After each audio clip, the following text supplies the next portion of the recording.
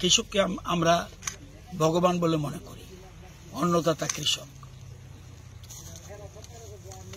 তারা অনেক পরিশ্রম করে রাজ্যের মানুষের, দেশের মানুষের খাদ্য যোগান দেয়।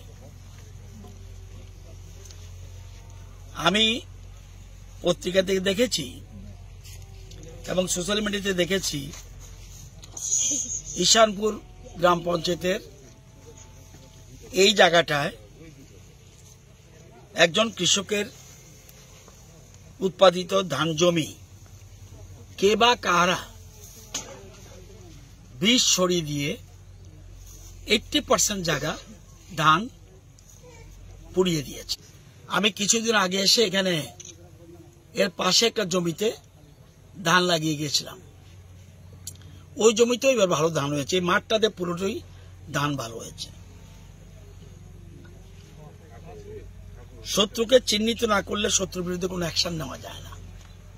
চরিলামে একটা লাউ ক্ষেত, 1.5 কানি জমির খুব ভালো ফসল হয়েছে, কিন্তু লোকটা আমি যতটুকু জানি অজাত শত্রু।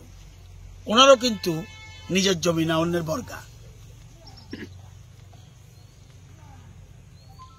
আমাদের সমাজে এখনো এই ধরনের কিছু মানুষ আছে যারা অন্যের ভালো দেখতে পারে না, সমাজের ভালো দেখতে পারে না। তাদের সুমতি হোক, সুবুদ্ধি হোক, এটা আমি প্রার্থনা করব। এবং আমরা যারা আছি এ ব্যাপারে আরো বেশি আমরা যেন সমাজকে মেসেজ দিতে পারি, যাতে সবাই যেন সচেতন থাকে। করে আমরা যারা জমি লাগাচ্ছে বা ফসল লাগাচ্ছে, তাদের জমির যাতে কোনো ফ্লাড হোক, বন্যা হোক, চুরি হোক বা অন্য কোনো কারণে হোক, যদি নষ্ট হয় তাহলে যেন তার ক্ষতিপূরণটা পেতে পারে। যদিও ইন্স্যুরেন্স নেই, তবুও আমাদের দপ্তর থেকে যতটুকু পারা যায় তাকে সাহায্য আমরা করব। আশা করি যা ক্ষতি হয়েছে, আমি খবর নিয়েছি, ক্ষতিটা আমরা পূরণ করার জন্য যথাসাধ্য চেষ্টা করব।